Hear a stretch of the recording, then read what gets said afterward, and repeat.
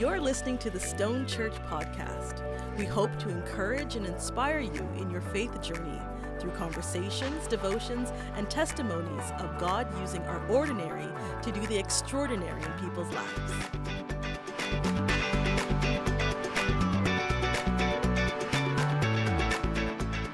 Welcome, everyone. Today on our podcast, we're talking about singleness and love from a Christian lens. I have here with me Pastor Kate. Hello again. Hello, welcome. And Anastasia, Hi, my co-host. Welcome. Thank you so much. And I'm Reka. Before we delve into the many different types of love and relationships, we should probably set things straight and get some definitions in the church context. In the church, in the Christian context, we talk about the unending, matchless, undescribable love of God. We use it as the foundation for his sacrifice. The most popular scripture in the Bible is John 3:16. For God so loved the world that he gave his only son. But today I want to talk about love and relationships, particularly singleness in Christianity. There is a wonderful book written by Joel Kabamba titled The Unexpected Gift, God's Biblical Perspective on Singleness. The book is beautifully written. The text just melts off the page. And if anyone out there is struggling with being single, this is the book to read. It's uplifting, a really empowering and grounding book to read for insight on how to live this season of life productively, attuned with God, and finding constructive ways to approach life of singledom. As Joelle really puts it in short, this is not a status issue. It's not as married or single, but it's first and foremost a soul issue. It's about feeling well, feeling blessed in our aliveness, no matter the circumstance. And how do we overcome soul issues? We overcome them with prayer, with getting closer to God, and living in God's purpose and finding our purpose. King David says in Psalms, taste and see the Lord is good. God is always intentional in his goodness to us. He created us in his image, whole, complete, and with purpose. Yeah. In him, we find not only our worth, but peace of heart and fulfillment in life, now and ever after. In any challenge in life, we know that God has good plans for us, and in singleness as well. So the author begins with this premise that we cannot be limited by our current circumstances or the narrative and expectations of others, that we really are whole. We are created in God's image. And singleness is a way of being whole. You cannot separate something that is one. Yeah. I had a thought about that wholeness. Yeah. One of the things that sort of crept into Christendom a little bit is the idea of my soulmate, my perfect match. And we even say it. We have this vernacular around being partnered, my other half, my better half, my half. And it's not actually a biblical position or premise. It comes from Greek mythology, I think. We need a fact check. That, a soul is split at birth. And so somewhere in the world there's this other half waiting for... Whereas the truth is we are born as a whole soul. And so I really love that we're going to look at this, because it's a really important thing to make a distinction of, that whether single, partnered, wherever you're at right now, you have the opportunity in God to be a whole, well person. Yeah. And to show up as a whole. Yes. For my partner, my future partner, and contribute my best self. Yeah. In that marriage, because there will be times when I will need to lead. Yeah.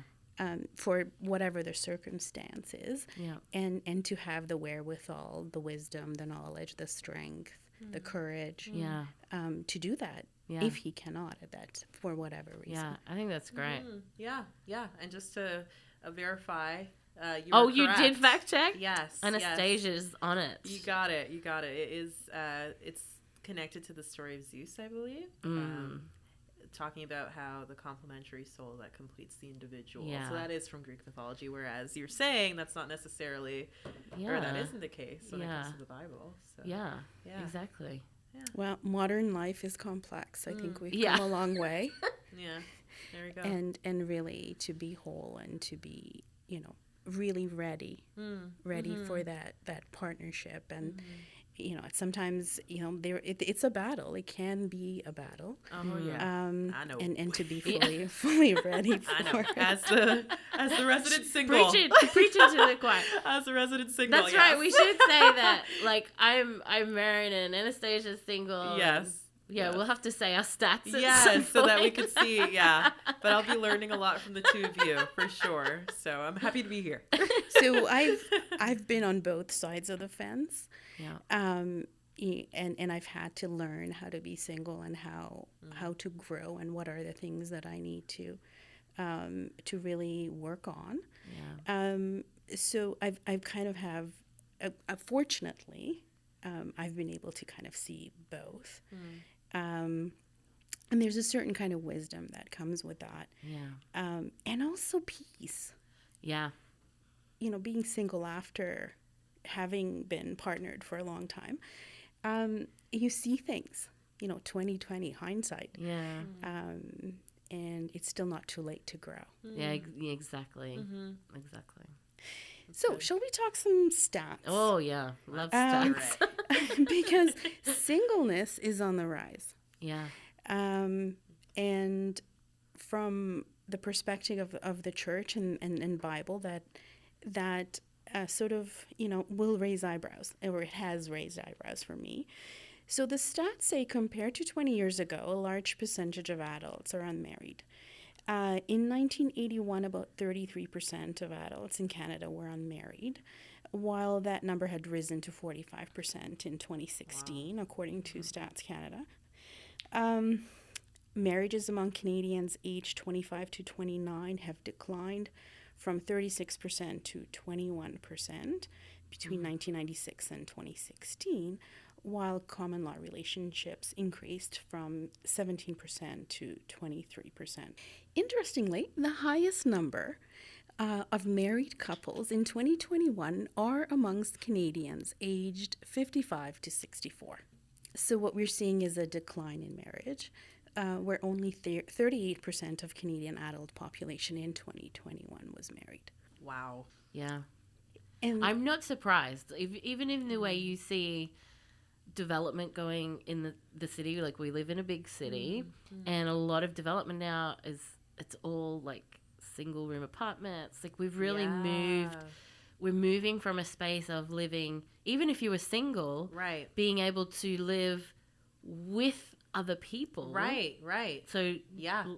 when I was single, I lived with a whole bunch of other people. I don't think I ever lived on my own. Yeah.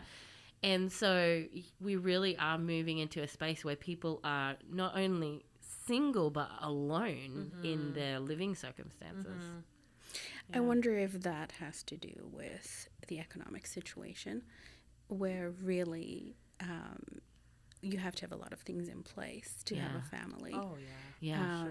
And we are taught to do things in order, right? Yeah. Get a good education, Right. get a good job, Right. Yeah. and be able to provide and maintain a good lifestyle for this family that you're planning to have. So Yeah. we're not winging it. We're going Yeah. into it. I think for the most part, eyes wide open as much as possible. But also statistics show there is big support for trying things out and living together before Yeah. getting married, which Yeah. is not entirely what Yeah. is recommended Yeah. in the Christian context.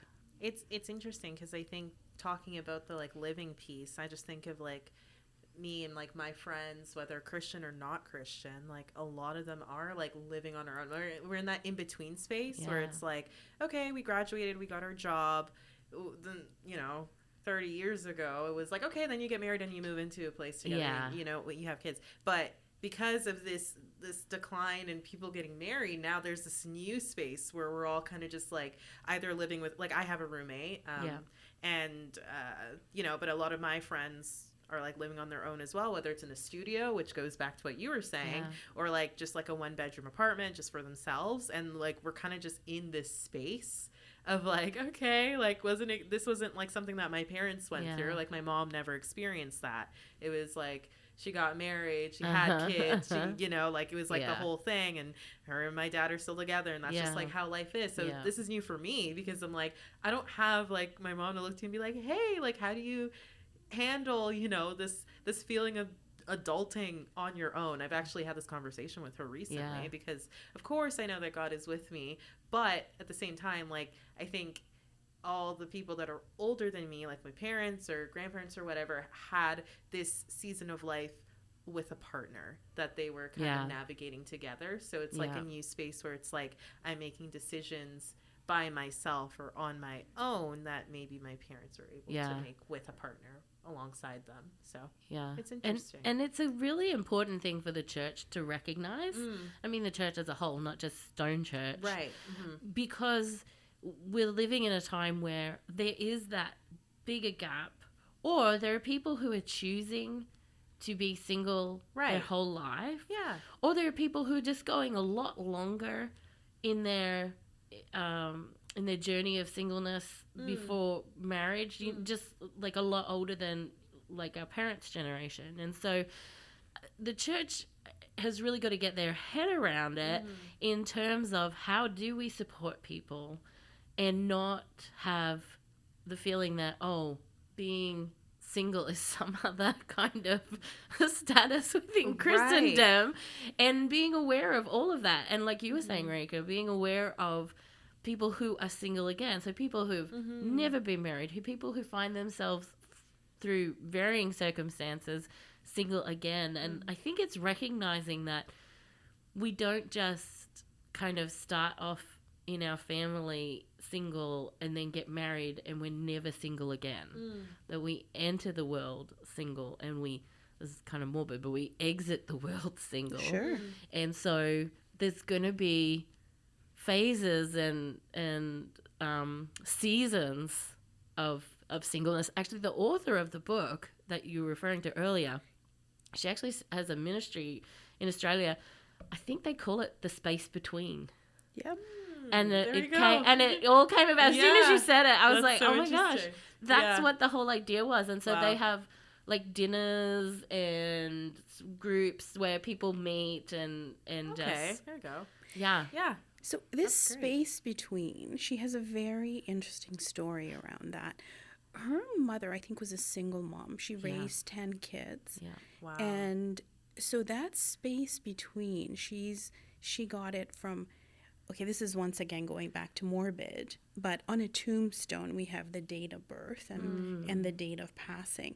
And then there's a little dash in between. Yeah. And that's the space in between that she's referring to, because her mother was mother to many, not just her children. She was. And how the real life that we live, that purpose that God has for us, is in that space between. It's that dash, that little dash on our tombstone. So going back to singleness, right? We can live that dash as single, as married, you name it, right? But that dash represents our purpose and what we contributed to humanity while we were alive. So that's awesome. Yeah. Joelle is a very interesting person. I'm glad. It's fantastic you know her. I don't know her. I was going to say, full disclosure, I probably should have said that at front. I do know the author of that book. It's a fantastic book. It really is a fantastic book. And this whole thing about ministering to singles, and she does touch on that. And she says, part of the problem is that many Christians marry young and have no experience of long-term singleness. So it's hard to truly understand something that they don't know about. We need to be ministering, to singles, being cognizant that they might feel uncomfortable initiating conversations about their status. Yeah. And that it might help them to engage if we can start the conversation being with, open arms and very inclusive. Yeah. And that we need to keep encouraging families in our communities to include singles socially. Yes. While it is good to encourage those who want to marry, it's kind to consider and have awareness that marriage isn't for everyone, or it may not be at that time. Yeah. Right. Yeah. There may be singles in our community who are not single by choice, but they are widowed. Yeah.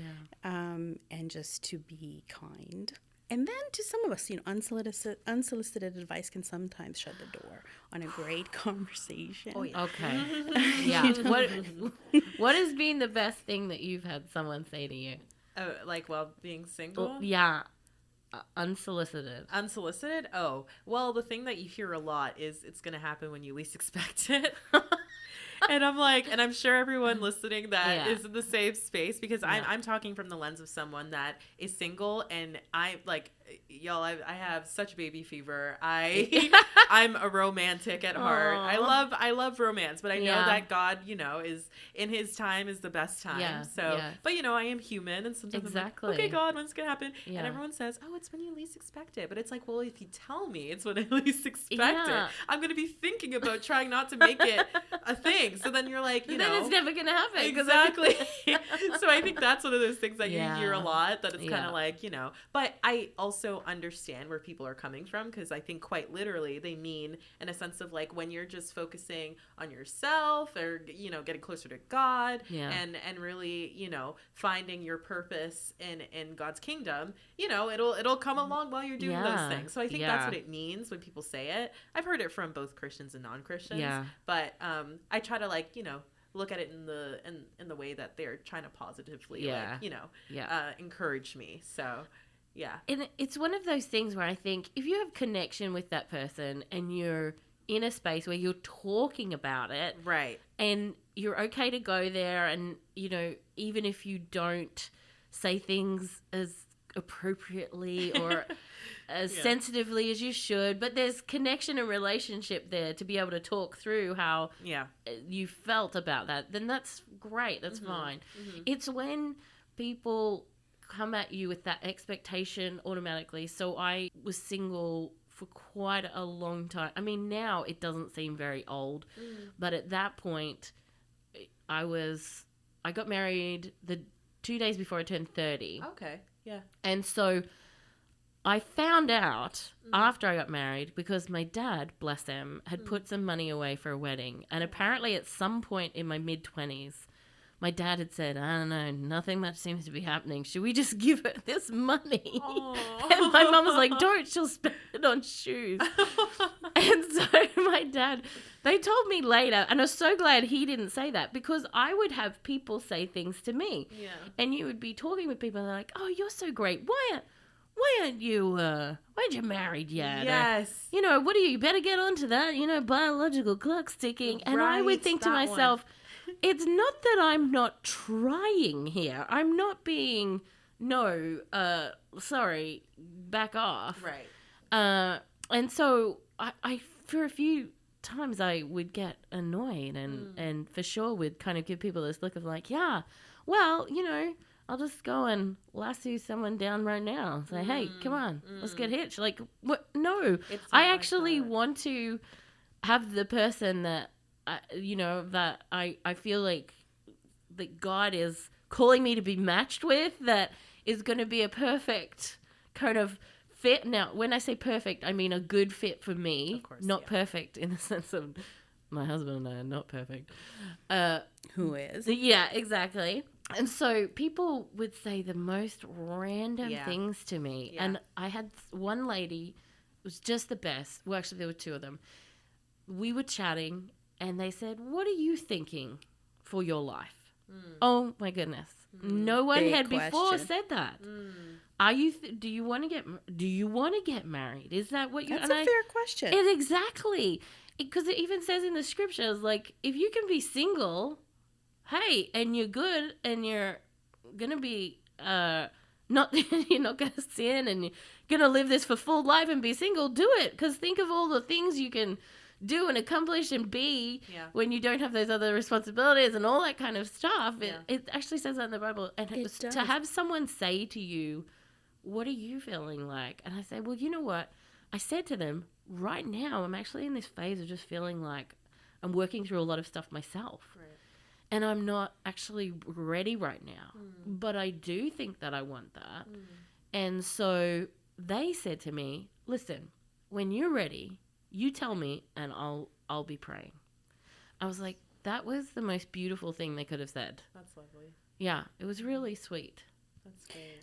I think it's a wonderful thing to say. I mean, we've got examples in the Bible where, prophets that chose to be single, to build the church and focus their life on contributing to the church. And there's certainly nothing wrong with that. Yeah. Joelle, right? Yeah. So the author herself is doing these great things as a single woman, writing these books and great resources for us. She's also planted a church. She's the pastor of a church now as well. Isn't that amazing? Since she read the That's book. lovely. So we were talking about unsolicited advice, and I'm a big proponent of unsolicited research for myself. I love that. And really searching for those good examples of good marriages, of happy marriages, of godly marriages. My godparents are an example of that. They've been married 50 years this year. I spent some time with them this summer. And when you are in their presence, you feel this peace and that they're one. They are truly, truly one. And I try to sort of get at what is this magic that they've managed to figure out over the 50 years. And it's this unmistakable respect that they have for each other. So even when they want to, even when they're criticizing each other, they do it from a position of love. They say, I love you so much, but you're crazy. With love. With love. Yeah. So that's never ever a question. Unfortunately, my godfather had suffered a heart attack. And they were in the middle of construction, a home renovation. And so I heard this story sort of secondhand that they had to go and get cement for the workers to continue on with the construction. So, which meant that there were, there was a heavy load that was packed in the back of the car, and it was fine, at the shop. Where the workers could pack it, but when they got home, it was my godmother that had to unload the trunk, and so my godfather was visibly uncomfortable with the neighbors watching his wife unloading cement from the back of the car, and her response was, pretend you're not with me. And he continued to be very uncomfortable, and she reassured him that his disease was a noble disease, and that he had to, take a load off, and she can do this just fine. But it's this example that I hold dear, that there are, that there are things that we can do to have very good relationships, and these are the lessons that we need to seek out in singledom, in preparation for that godly marriage that is such an important foundation for children and so forth. Right. I was just going to say, because I was just reading back like these statistics that we were going through and hearing the story of your godparents, and I'm like, I wonder like what changed between when they got married and now that like maybe is caused, because again, like there's nothing wrong with singleness. I want to like make it very clear, like that's like a big part of this podcast. Yes. But for those that are, in the waiting season and realizing that the waiting is taking longer on top of maybe just the economy, kind of what we pointed out, I'm like, what changed? And I think I just wanted to ask if you have any other insights on it, because I try to think of it too, and I think the only idea I can come up with is just like expectation of young people when it comes to, and I mean, I'm going to say it, I'm Gen Z, so I can say this. Like, I feel like Gen Z, we have different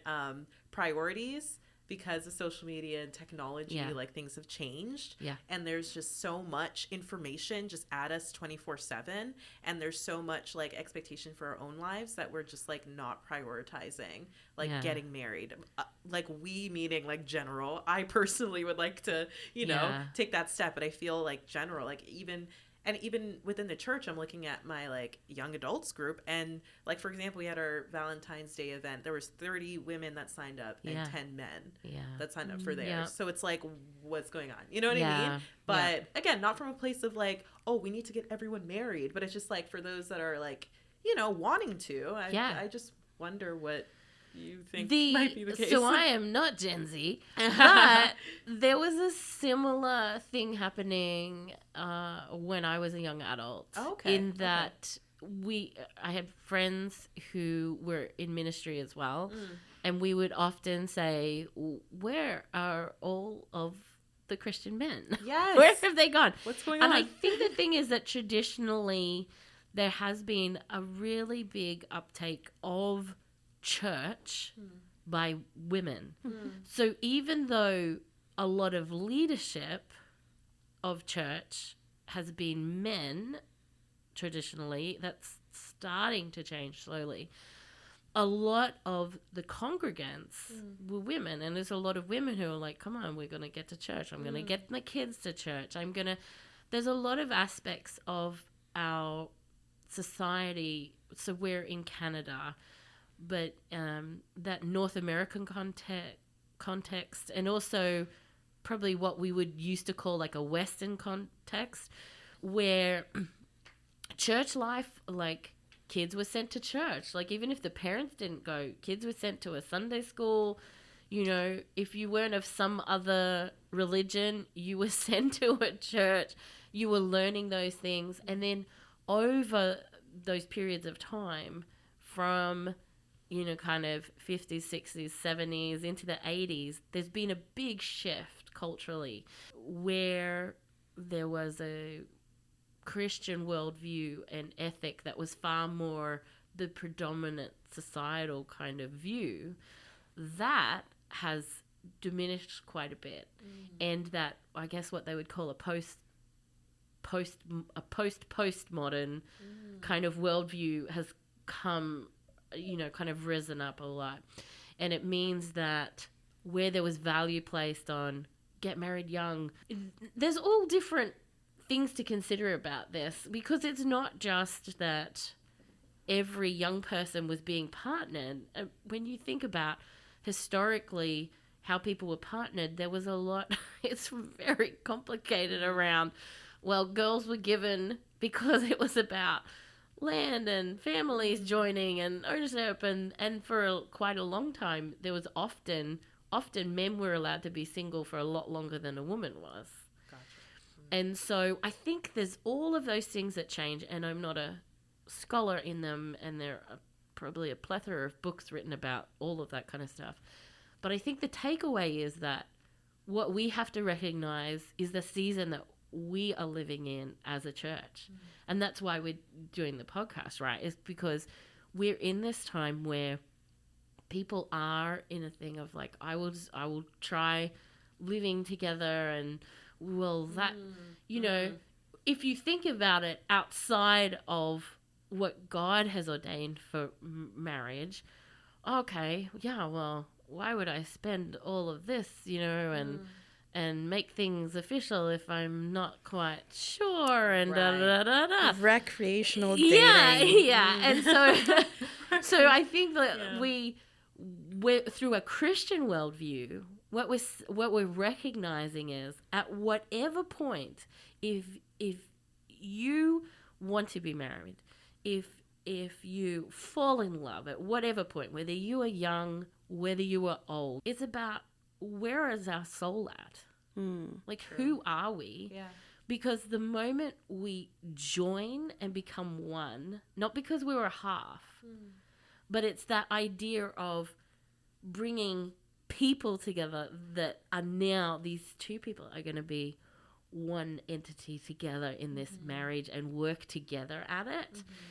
And it's not that you lose yourself in that. That's not what God's intention was at all. It's a team. You're looking for a team. Yeah, you're looking for a team. You're Right. looking for that togetherness, that you're working towards that goal. Right. And so when we start to bring that kind of emphasis on marriage and relationship and building healthy marriages, but also bring that emphasis to people who are single, because the church will spend a lot of time doing marriage retreats or messages that are specifically geared towards marriage, a lot of illustrations in messages when people are preaching. I think about it all the time when I'm preaching. Okay, great, I've got something about marriage here. What do I have about the single life that relates to this? Because if you have been single your whole life, and whether you're happy in that singleness or searching in that singleness, Or have a fear of marriage. or have a fear of your marriage, exactly. How is this message relating to you and your life and where you're at right now? There is an element of fear and options. Yeah, the options. Yeah, people get. If I think about my parents, they got married in their early 20s. They had 2 children before the age of 25. You know, Same with my friends. Same with mine. Yeah. and you know, everything was there for them. Like, you know, the home was purchased. They had jobs, and you know, we had an extended family that looked after my sister and I. So that is not what is happening, I think, these days. I mean, those of us that are immigrants and came to this country and had to, you know, set up a whole new life. Certainly it wouldn't have been possible to purchase a home for you know, our 20-year-old children and get them all set up. So they're really it's the modern life that is to some extent different, and careers, right? You know, it takes, if you want to become a professional, that takes, you know, a decade or so to get established. So I think the delay that we're seeing and the decline, you know, there's some cultural issues that contribute to that. I wanted to talk about loneliness. I'm glad you bring this up, because I've had some. Okay, you say your thing. I've had some really interesting thoughts. Okay. So what we're also seeing in the statistics is that young people are lonely. Yeah. And so Joelle talks about this in the book. And she argues that loneliness, you're undivided in both your own self, and I think we talked about this earlier. You could be married and feel lonely. Yeah. You could be in a room full of people and feel lonely. Yeah. This is once again a soul issue. Yeah. And I think prayer and finding purpose and living life with purpose is what is the cure for loneliness, and not necessarily marriage. Although, you know, I'm a big proponent of marriage. I think it's in our DNA. The Bible, God doesn't intend for us to be alone. You know, the Bible talks about interdependence and having people in our lives. Being connected. And being that connectedness. Not only that, it's this connectedness that's necessary for a long, healthy life. Yeah. Whether that's a daily visit to your barista and a great conversation, or your elderly neighbor, or your kids. Yeah. Better yet, your spouse. But this connectedness is a really important thing, and that may not necessarily mean connectedness, or it may, through our smartphones. Yeah. Get a whole iPhone. Yeah. Right. Well, that's what the pandemic taught us, right? Oh yeah. You know, we've got teens going through all of these issues now who were going through their preteen phase while a lot of them were isolated. And those social connections. I think that's another thing that church was really big within communities 50 years ago. And now you think about the amount of places in the city that are actually zoned for houses of worship and where churches are now. Once churches were removed as kind of those centers for community, it meant people in families are okay and all that kind of thing, but single people are really left with a kind of a void of like, where are we meeting people and what are we doing? And, you know, because it's more than just, oh, where am I meeting my partner? It's recognizing the need for socializing and what that actually does for us. There's even to the point of touch. Right. If you think about how important being touched is, and that was something else we learned through the pandemic. It's like, oh, to be able to shake someone's hand, the most simple kind of For thing some is people, huge. For some people, to get a hug. Yes. And you know, like this is a very, very fundamental need. I was actually reading something about Valentine's Day and sort of what men were looking for on Valentine's Day. Oh, can you say that on the church podcast? No, and it was what's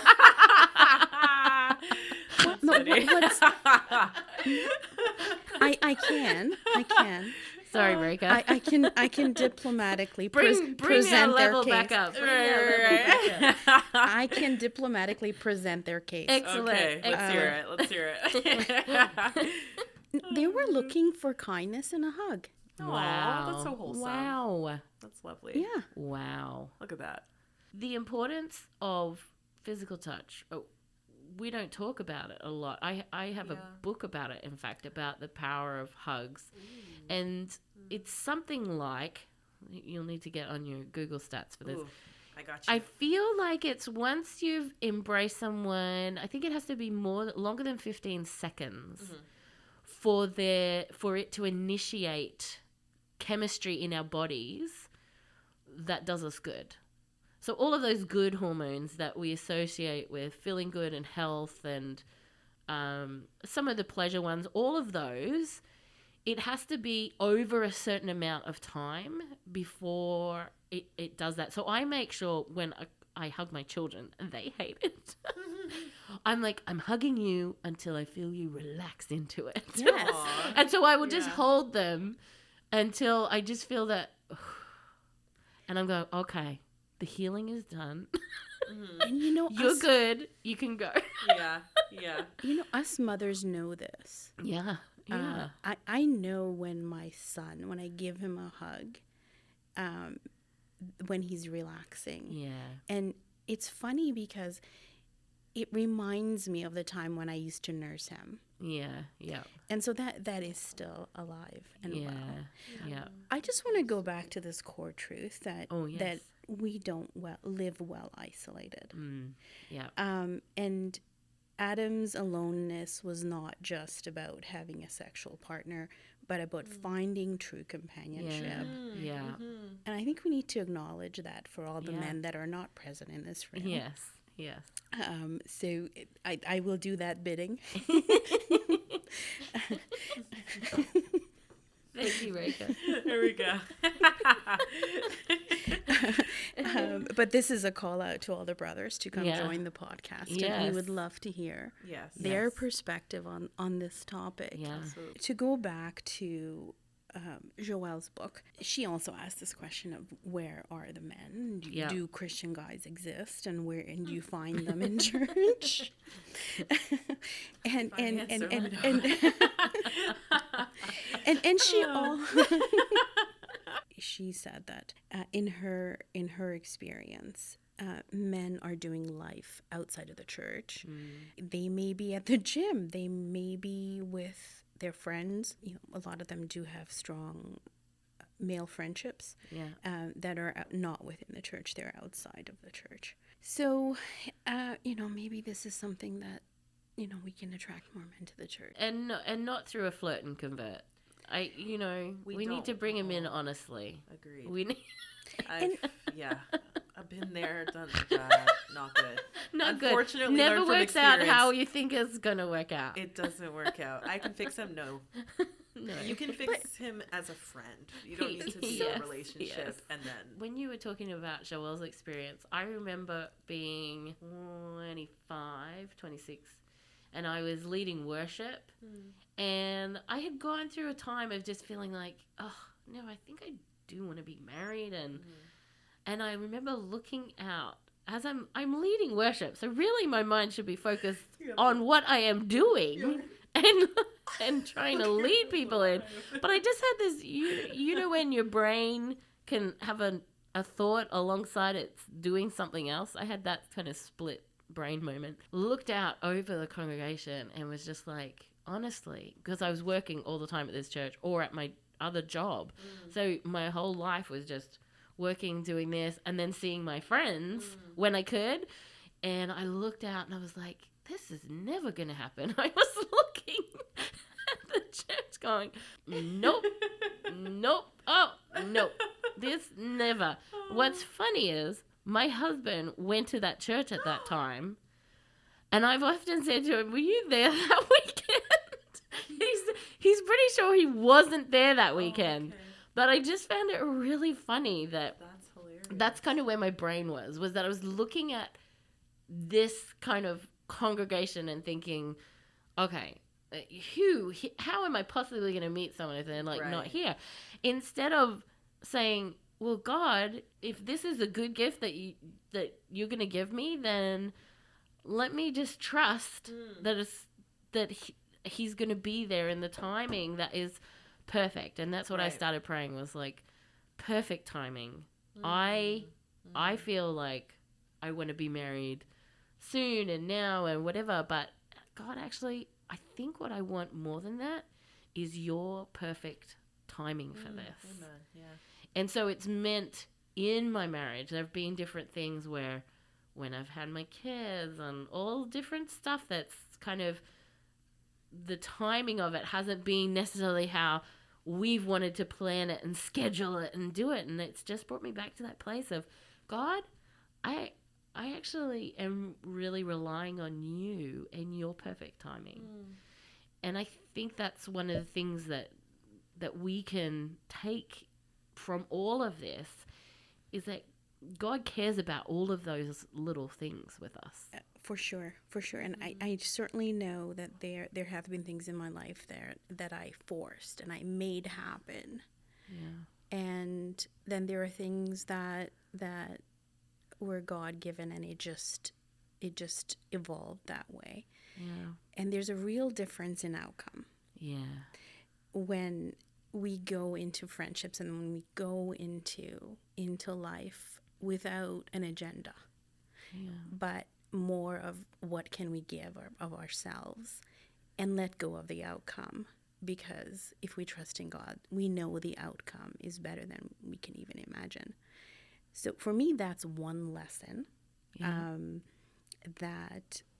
in singlehood I realized that sometimes I have to let go of my agenda. Yeah. That's a big Because if I make my agenda happen, one. it's likely the outcome is not going to be entirely. Yeah. Yeah. Yeah, it's like, it's Abraham, Isaac, Ishmael kind of thing, right? Where we're like, I know what God's told me is the end result here, so I'm going to kind of try and make it all work my own way. In saying that, I do think sometimes, depending how you've been brought up, the idea of putting yourself out there a little bit in terms of, oh, if someone asks me for a coffee, then saying, I'll have a coffee. Yeah. Whereas there have been times where I know I have immediately just been like, no. I'm like, you know what, I'm just not. I actually said to a guy once, this is terrible. I can't believe I'm going to say this. I actually said something to the effect of like, I don't know what you're thinking and expecting. I just need to let you know right now. Oh, I only see us as friends, like forever. This was very early, like not even, it was not, I said it to my friend after, she's like, what are you saying, Katie? Right. You don't know yet? Like what? And I think about it later, just to be clear, I'm very happy in my marriage. Yes. But he's a great guy. And I immediately, because of my insecurities, because of me wanting to be clear about who I am and what I'm doing, I went about it the wrong way. Instead of actually allowing some time to get to know someone more. Yeah. And then maybe at some point having to have that conversation. Right. But not like right off the bat, you know. Yeah. I mean, also, maybe you need to have that conversation off the bat. Maybe that's where you're at. And say, listen, I'd love to have a coffee with a group of friends, whatever, but I'm not dating right now. I'm actually taking some time to work through some things myself. But sure. Let's catch up with some friends or whatever. Yeah. And I think that that's like one of the biggest things too that both like letting go of my own agenda, but then also like remembering that, you know, while in prayer, trusting that God's gonna, you know, bring the right guy along when the time is right, if it's his will, that I also have to make sure that I'm like, you know, actually putting myself in situations where I can like, you know, find that to be the case, right? Because I think with the timing thing, I thought, because my mom had me and was pregnant with my brother at the same age that I am right now. Yeah. And so no in pressure. Like growing up, I thought, okay, mom did it that way. I'll probably end up doing the same thing. Clearly that's not the case. And that's okay. Because as you're saying, like, God knows that I probably wouldn't be, or I'm not ready to be a mom. I'm not ready to be a wife right now, right? So there's still like, you know, he's still working and there's still things that I need to like do and things that he's wants to do in my life before I get to that point. And that's okay. I have to like let go of my own agenda. Yeah. You've just brought up a really interesting point actually, because there may be someone who is your age and they are actually totally ready. And there are things that happen in relationships where that person, they are mature enough, they're at that age, you know, they're going to be great parents or whatever. But because of ways that other people have failed them and, you know, a marriage has ended early, or maybe they were dating someone and it hasn't worked out, and it can be so devastating to you. But that's where the church needs to kick in and come alongside people and say, hey, what you're doing in who you're growing, in how you're growing in God and who you're growing to be is amazing. And I know this sucks right now, what you're going through, and it hurts, and it's a deep soul hurt. It's a heartbreak. Jesus is able to heal those things too. Amen. Yeah. And I had that moment at a youth conference, like a young adult type conference. I remember standing and they were praying for someone with migraines and someone with back pain and someone with this. And I just had this moment of being in worship and having this great connection with God and the presence of God. And he said, there's someone with a broken heart. And I immediately was like, oof, that is me. Holy Spirit spoke to me right in that moment. We are able to bring so often the hurt and pain that other people see so easily to God. Yes, my leg is broken. My back, I have an issue. I have a scan. I can bring that to God.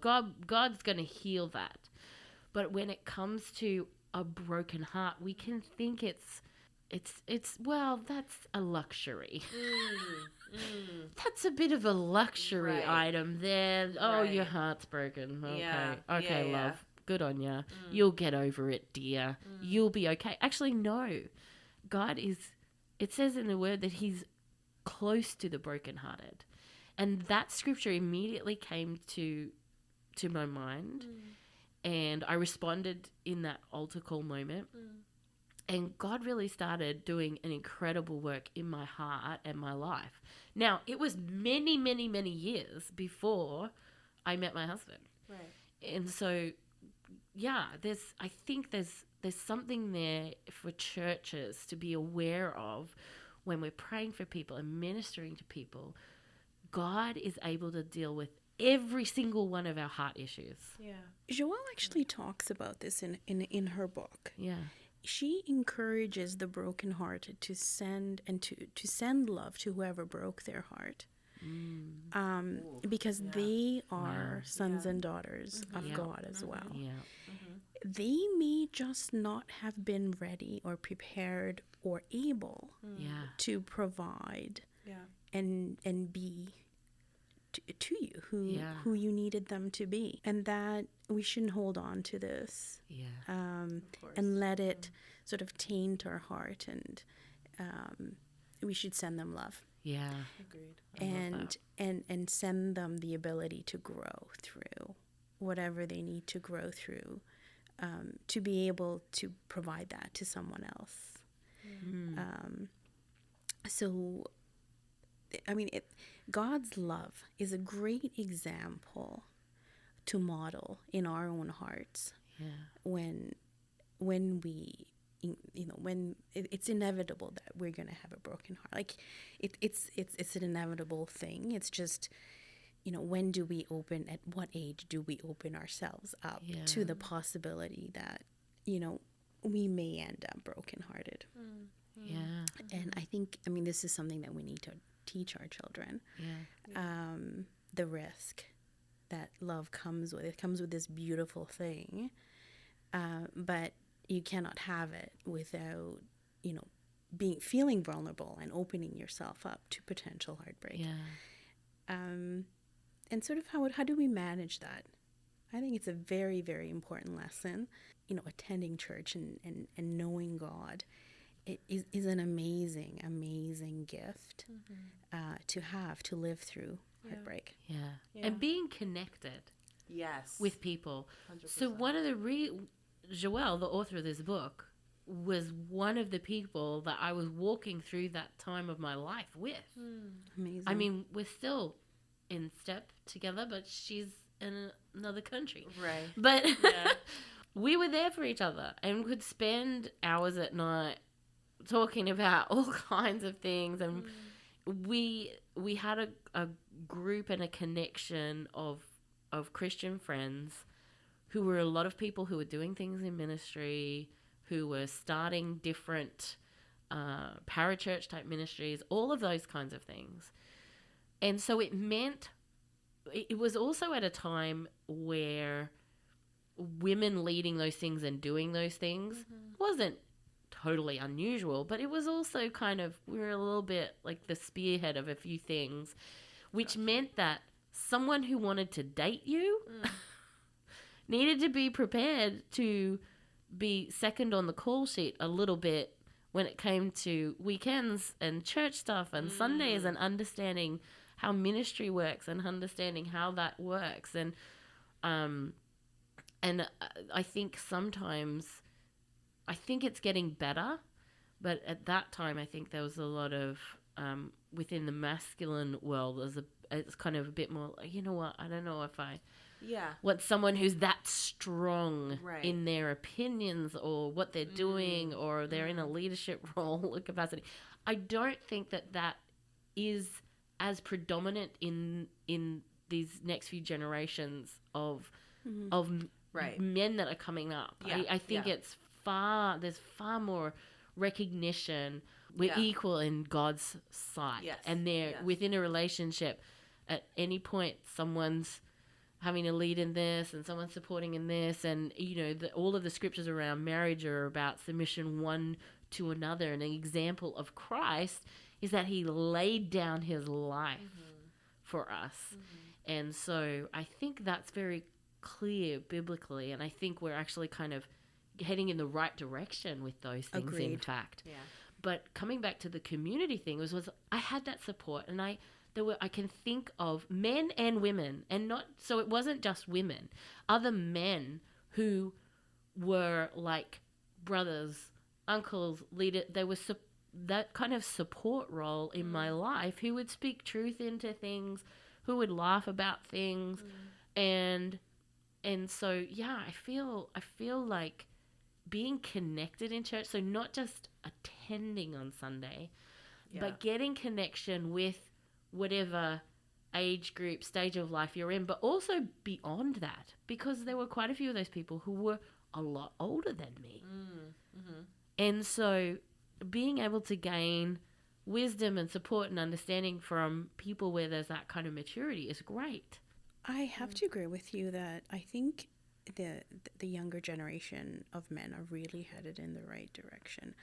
I see at work 20, 30-year-old colleagues of mine coming and arriving at work with a smoothie. And they're like, oh yeah, like my spouse made this for me. My husband made this for me. And I was like, wow, it's fantastic. It's fantastic that it's become normal that men are nurturers in our relationships. And I support that. I do support that because that is a form of respect. And going back to my godparents, who I see, the really, if I can reduce the secret in their marriage, and it's this very deep respect and care for one another, I think we're headed in the right direction. From what I can see, and that's a really wonderful thing. Where, it's us women, and I want to go back of like, how do we recognize a good man in our modern age? Because I know this is a code I've been trying to crack for a very long time. And so what does that man look like in the 21st century? And sure, I mean, there's some, we're wired a certain way, and I think as women, we want someone who's a leader. We want someone who's who we feel safe with. But at the same time, we are functioning and we're very effective in the corporate world, and that we don't necessarily always want a man that will rescue us. So where's this fine balance of feeling their God-given strength and their leadership, but at the same time not feeling like I'm not able, right? So it's a very interesting development, and I think a very fine balance. But Joelle does have an answer to this, and I found it in her book. And I love this book. I absolutely love it. So in her list, she says this is what it looks like. He loves God. He is prepared to serve and will let you serve him. He will fight to protect you in the midst of challenges of the day, so that no one will prey on you. He will understand your needs and prepare to meet them. He will provide for you in ways that matter most in your circumstance. That matter most. It's not necessarily financial, right? There are other things, like a smoothie in the morning. I would love a smoothie in the Amen morning. to that. Amen. Amen to that, right? How wonderful, right? So he provides in the way that matter the most. He will be a leader, empowering you and others towards great purpose in God's kingdom. He won't be perfect, right? Many of us could have a laundry list of things. And okay, so that like, it hasn't checked this box and that box. But if we ask, like, how many things am I good at? Really? True. What does the checklist look That's like? What does the checklist It's like, what do I have to offer? Right? Valid. Very valid. Very valid point. Yes. And if we apply the 80-20 rule, like, you're winning. Yes. Right? Yes. And that 20% you're going to have to figure out. Right.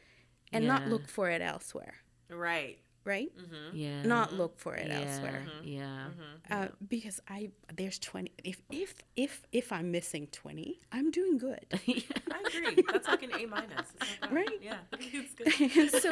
So, Yeah. so when we talk about what does it look like? So he won't be perfect. No. Only Christ Jesus has that mental. Yeah. Yep. Yep. Yep. But he will grow as a man. Yeah. I know my godfather had growing to do. Yeah. In fact, I know early in their relationship, he went to the army and he didn't even bother to write her one letter Oh, the goodness. whole time. And so this is a story too, Yeah. right? Because when I look at my godparents and their 50-year marriage, it didn't start off, yeah, sure, they had a great wedding, according to Hungarian custom. My godmother's father made wine when she was born, and that is what was served at the wedding. Oh, that's lovely. Oh, That's what. Wow. Like 20-something-year-old wine, 19-year-old wine. That's right. So Goodness. that's the custom when a man has a so daughter, that That's he makes incredible. wine to serve at the wedding. That's really cool. I love that. So I mean, but so she didn't get a letter, and she really didn't want to have anything to do with him when he came back from the army. And so as the story goes, he begged and begged. Of course he did. He knew he'd done He wrong. messed up. Yeah. He knew. So the story goes that my godmother really, handed an olive branch and said, you have one last chance. And that means that for the rest of your life, you're going to have to address me as madam. No. I was like, actually? Ma'am, Right. you have to man me the rest of your life. No, but there's, in various languages, there is like a respectful form Yes. that you Yes. use with your elders. Yeah, yeah. So she said that the only way she will ever give him another chance if he addressed her as an elder. Yeah. Oh, okay. So they have then this till this day. It's sort of like the French vous form. So it's still even till this day they speak to each other in that with that language. It's kind of odd, when his mom was around. Yes. People would think he was talking to her. But even when they call each other crazy, they do it with respect Yes. in this formal tone, and it's actually very cute. Aw. And so to go back, like, how do we recognize that? And I think the point here is that he grew through it. They both grew Yeah. through Yeah. it, and with this unwavering knowing that they loved each other. Yeah. And that they still do, and it is very apparent even till this day. Yeah. So anyway, I think singledom is also an opportunity to look at these good examples Yeah. Absolutely. of how it's done. It is. I agree. Singleness is an incredible opportunity, and that I think Joelle called the book like the unexpected gift. Is that what it is? Exactly. And it really can be that, and I think that's something that the vernacular that churches use around singleness and towards single people that has to change. Yeah. Because yeah. it is seen as that, like, I don't remember if you remember greeting times in church where they'd be like, okay, everyone who's single, raise your hand. All right, has everyone seen those people? Okay, we're going to do greeting time now. Go find some, my like, do goodness. some really awkward, Right. terrible things Yeah, like yeah. that. And you're like, We don't I'm- do that anymore, but we still don't always recognize the gift that being single is. Or we go the other way and we recognize what a gift being single is, and we expect the single people to do everything. Right. And then we wonder why people are burning out and why Right. they don't have a good grasp on Sure. their own life and personhood, because we're like, well, you're single, you could do everything. Well, actually, no, you can't. You need sleep and rest Yeah. and a Sabbath and refreshing and connection with people in the same way that everybody else does. And it may be true that there may be some extra things you can do, or you can really focus your passion into a particular project in a way that someone in a relationship, it's kind of a bit more of a dance for them to do that. That can be true, but at the same time, we need to recognize that where there are incredible, faithful people who either have decided to be single or just they find themselves to continue to be single, this is an incredible opportunity for God to be working in them and through them and do things. And the story that I had earlier about the elderly couple, it has to do with this because it's a couple that my parents knew. They have since passed away, but they had met each other when they were young. They were like 18, 19, 20, something like this. But she really felt a call to missions work, and she was a nurse, and she really felt to go and serve overseas somewhere and nurse and help build churches and do all of this. And he just didn't feel that call. And so they had really kind of been kind of sweethearts, but she just really felt this strong call to do this. And so she was willing to be like, no, this is what I need to do. And he recognized this isn't what I feel called to do. And so they split up. She went and served in missions work for many decades. He eventually met someone, had a family, and lo and behold, he is now widowed. His kids are grown up. He's ended up in this retirement community. She finishes her work overseas and is, I'm going to retire and come. And so she decided to move back to this church that, she'd been in years and years ago, not knowing that he would be in that same retirement community. And so they met again later in life. They're two very different people now, but they hit it off again. And they ended up getting married. That's a beautiful Isn't story. it incredible? That's and lovely. I just think so much about what it took for both of them, not just her, to say, I feel this call and I'm going to sacrifice this because this, and it was at a time where, everyone's thinking, well, they're going to get hitched too and start having kids, Right. She's like 20 or something. Yeah. To really feel strongly about what God's called you to. Yeah. And then over those years, just just have a sense of, no, this is not, I don't know what opportunities she had for other relationships during that time. I'm sure there's people who, doctors and nurses who came and went and she, but she just felt like, no, this isn't the time. And to remain faithful to what she felt God was calling to do. And for him to know, I don't feel because can you imagine if he'd just gone because, well, she's the one that I gotta have. And it would have been a disaster. So I think to really recognize what season you're in and what God's speaking to you and calling you to and to go after that is so important. Wow. This whole thing about God's purpose in our life, I think we really need to respect it. Even in marriage and even in a relationship, right?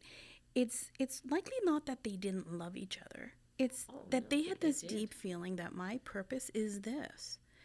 And I think, with our brothers and our sisters, like, we need to respect that, right? That, you have this deep knowing that this, for you, this life means that this is what you need to do. And I think we should celebrate that when someone knows what their purpose is. I don't think the status of marriage or singleness really, I think that's secondary. I think we should empower each other.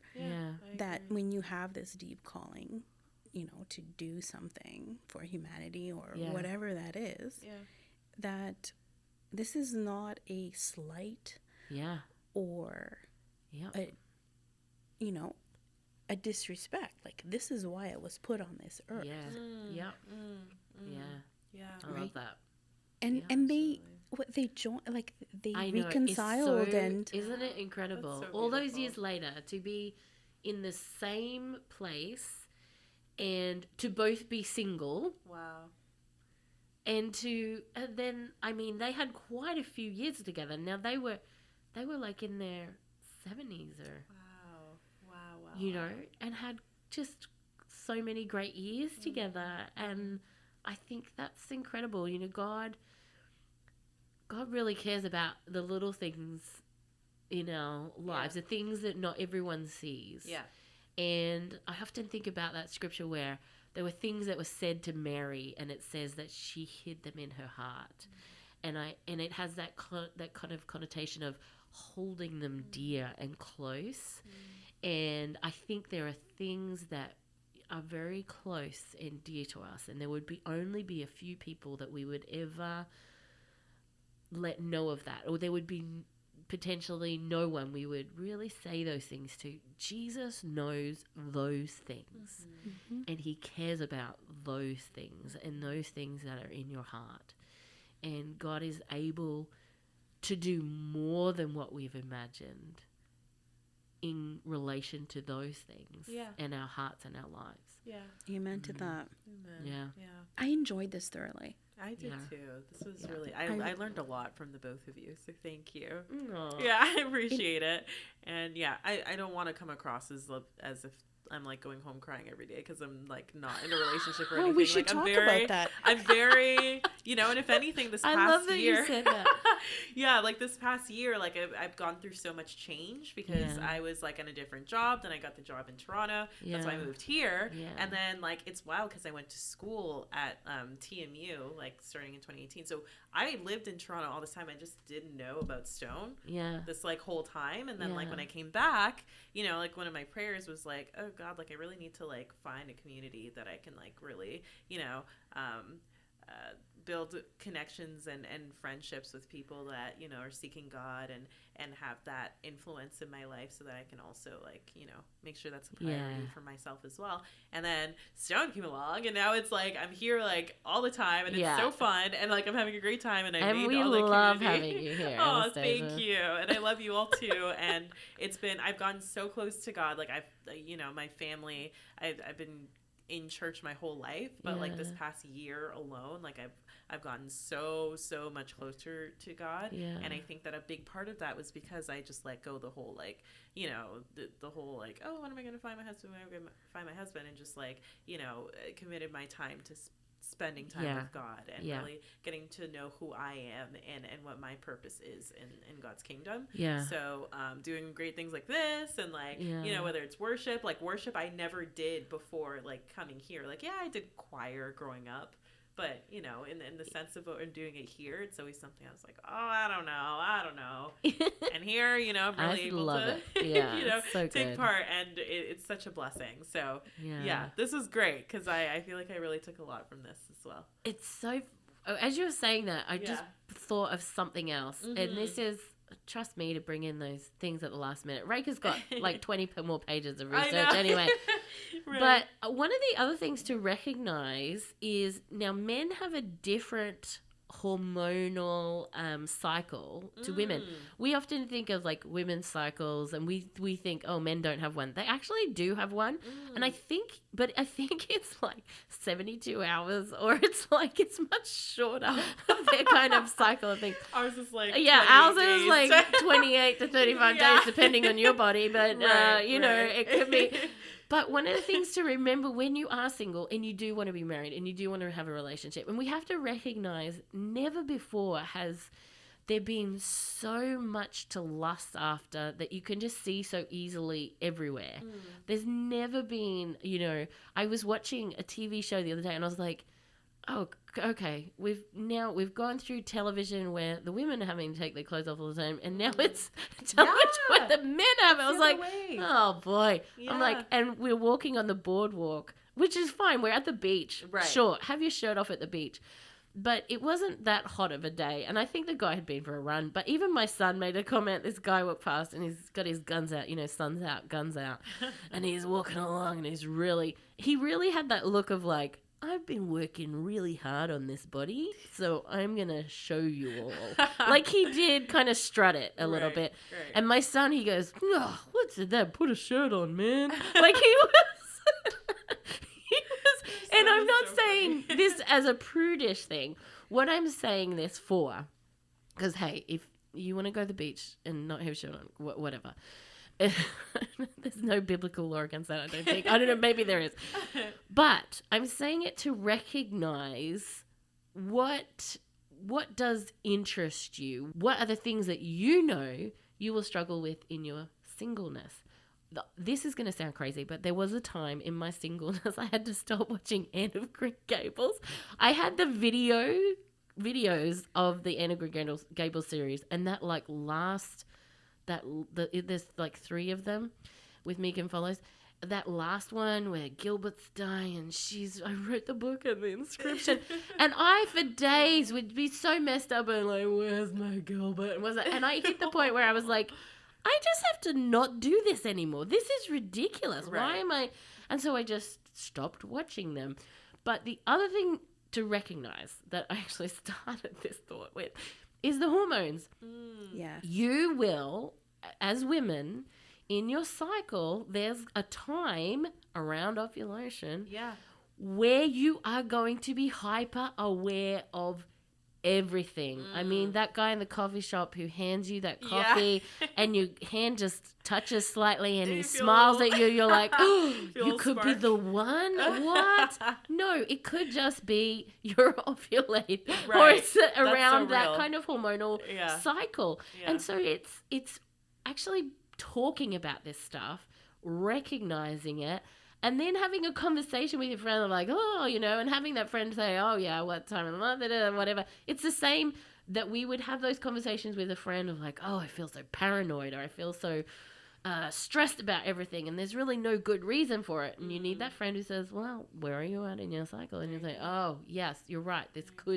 It's not always that, but it could be that.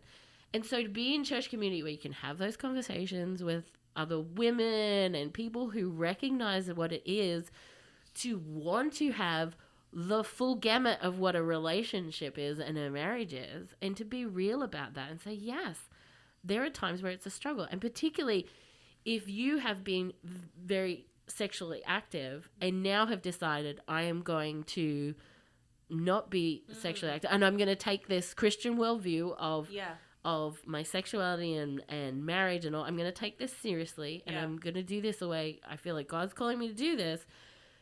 Well, then that can be a whole other aspect that's really tricky too. When you've known those kinds of intimacies, to then go, no, I'm going to be, I'm going to, that's a whole other 3 podcasts. All of the things that we go through in relationships. God wants to be in the center of all of those things. Bottom line is, singleness doesn't have to be a not yet status, right? Yeah. It's we can be confident in ourselves, happy in our outlook in life. Yeah. It's a good time to search for wisdom and growth, to be better prepared for the challenges of marriage if they come.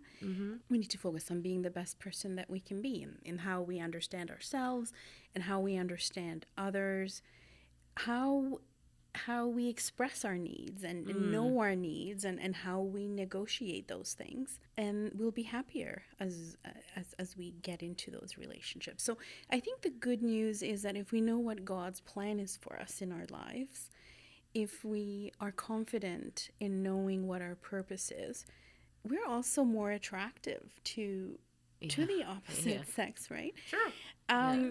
But really, we have to acknowledge that when two people marry, they bring their woundedness as well as their strength to the kitchen table, the living room, and even to the bedroom. Yeah. And so how do we prepare for that? To be, so that we don't arrive in marriage thinking, okay, well, this person is just going to make me happy. I just have to sit here, and this person is just going to make me happy. And that's the fallacy of singlehood. That somehow this state that I'm in is incomplete or less fulfilling than when I will be in a marriage, because you said it earlier in the episode, Reka, that you can be lonely and lost as much in singleness as you can be in marriage. You can be unfulfilled and not having joy and not knowing your purpose and be married. And that adds this whole other complication to it. And so if you're on that journey as a single person to say, God, I want to know what it is to be fulfilled in you. I want to know deep joy. I want to be able to express happiness and have connection and to fulfill your purposes, then you are living that unexpected, gifted life. You are outworking what God has put you on this planet to do and to be. And that is enough. Yes. And at the moment where there is a nexus, there's a connection that may give you an opportunity to lead into marriage, and you decide, because we make that decision, like God's very clear about it, like you're making the decision to say yes to that person for the rest of my life. When you make that decision at that nexus, like you're the most prepared you could possibly be. And it's not you're not perfection, but you're the most prepared you could be at that point.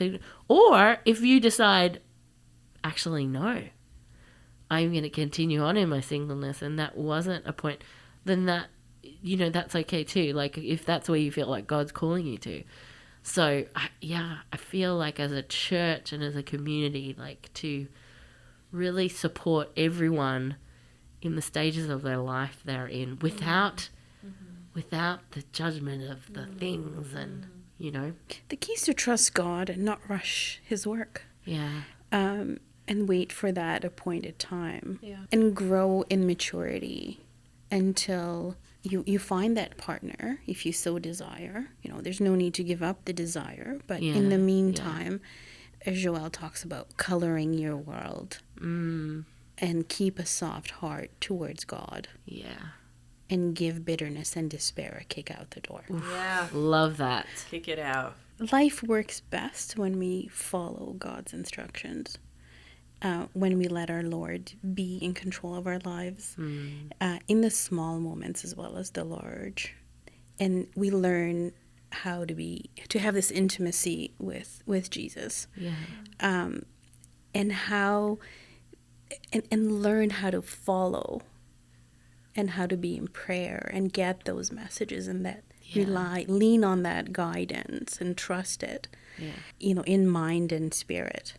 Because that's a really quiet power that I think leads us to the right place. Yeah. So that was a wonderful, wonderful conversation. I think we hashed out a whole lot. Isaiah 55. God says, "For my thoughts are not your thoughts, neither are your ways, or neither are your ways my ways. As the heavens are higher than the earth, so are my ways higher than your ways, and my thoughts than your thoughts." That says, live in your purpose and trust. Trust the plan I have for you. Yeah. It's perfect. Love it. Thanks for listening to the Stone Church podcast. For more information, visit us online at stonechurch.ca.